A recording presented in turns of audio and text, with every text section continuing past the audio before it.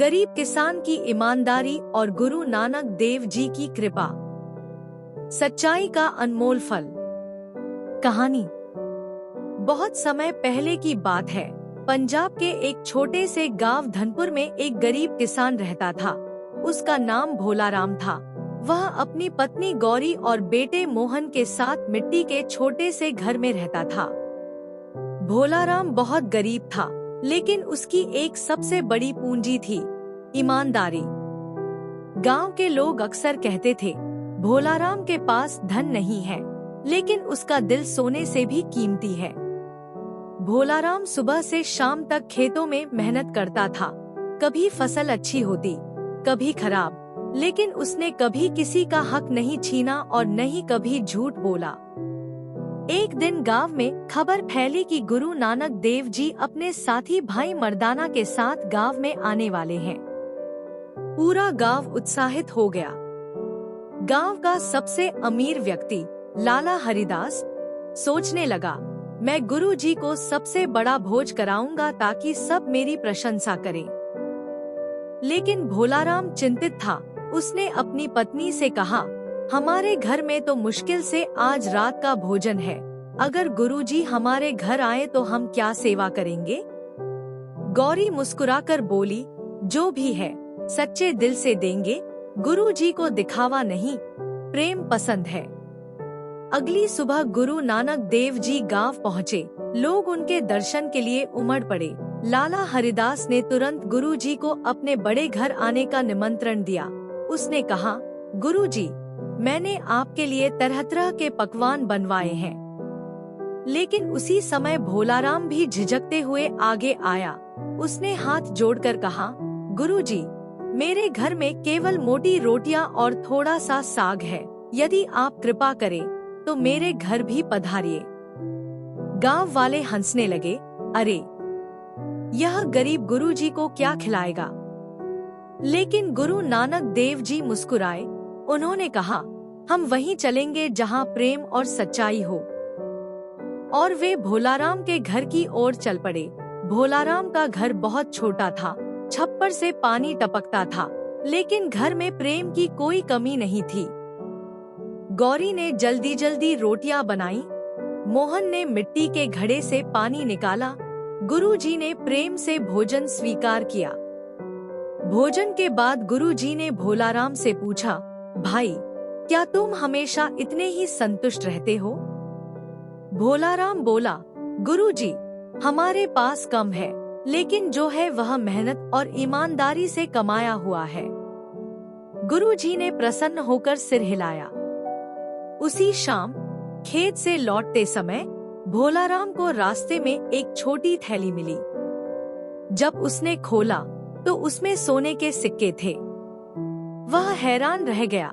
इतने सिक्कों से उसका पूरा जीवन बदल सकता था। वह नया घर बना सकता था, परिवार की गरीबी दूर कर सकता था। लेकिन उसके मन में विचार आया, यह धन मेरा नहीं है। वह तुरंत गांव में मालिक को खोजने निकल पड़ा। पूरे गांव में घोषणा करवाई गई। कुछ देर बाद एक वृद्ध व्यापारी सामने आया। उसकी आंखों में आंसू थे। उसने कहा, मैं पड़ोसी गांव से आया हूँ। मेरी सोने की थैली रास्ते में खो गई थी। भोलाराम ने थैली उसे सौंप दी। व्यापारी ने गिनकर देखा, एक भी सिक्का कम नहीं था। वह भावुक होकर बोला, तुम चाहो तो इनमें से आधे सिक्के रख लो। लेकिन भोलाराम ने मना कर दिया। उसने कहा, मैंने केवल अपना कर्तव्य निभाया है। यह समाचार पूरे गांव में फैल गया। लोग भोलाराम की प्रशंसा करने लगे। जब यह बात गुरु नानक देव जी तक पहुंची, तो उन्होंने भोलाराम को बुलाया। गुरुजी ने पूछा, तुमने सोना अपने पास क्यों नहीं रखा? भोलाराम ने उत्तर दिया, गुरुजी, यदि मैं यह धन रख लेता तो शायद मेरा घर बड़ा हो जाता, लेकिन मेरा मन छोटा हो जाता। गुरुजी मुस्कुराए। उन्होंने कहा, सच्चा धन सोना नहीं, चरित्र है। फिर गुरुजी ने गांव वालों को एक शिक्षा दी। उन्होंने कहा, यदि कोई व्यक्ति मेहनत की कमाई खाता है और ईमानदारी का जीवन जीता है, तो वह परमात्मा के सबसे निकट होता है। उन्होंने आगे कहा, झूठ और बेईमानी से कमाया हुआ धन बाहर से चमक सकता है, लेकिन भीतर अंधकार भर देता है। गांव वाले ध्यान से सुन रहे थे। लाला हरिदास भी वहीं बैठा था। उसे अपनी गलती का एहसास हुआ कि वह केवल दिखावे के लिए सेवा करना चाहता था। कुछ दिनों बाद वही वृद्ध व्यापारी फिर गांव आया। इस बार वह खाली हाथ नहीं आया था। उसने भोलाराम के बेटे मोहन की पढ़ाई का खर्च उठाने का निर्णय लिया। उसने कहा, ईमानदार लोगों की सहायता करना मेरा सौभाग्य है। धीरे धीरे भोलाराम का परिवार सम्मानित होने लगा। उनकी गरीबी तुरंत समाप्त नहीं हुई, लेकिन उनके जीवन में बरकत आने लगी। सबसे बड़ी बात यह थी कि पूरे गांव के बच्चे उनसे ईमानदारी सीखने लगे। गुरु नानक देव जी गांव से विदा होने लगे। भोलाराम और उसका परिवार उनके चरणों में झुक गया। गुरु जी ने आशीर्वाद देते हुए कहा, जहाँ सच्चाई, मेहनत और सेवा होती है, वहाँ परमात्मा स्वयं निवास करता है।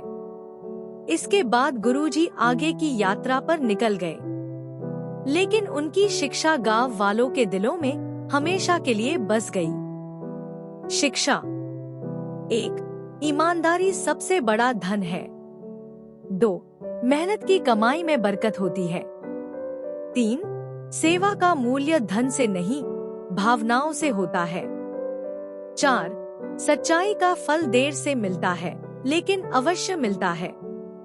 5. गुरु नानक देव जी ने किरत करो, नाम जपो, वंड छको का संदेश दिया।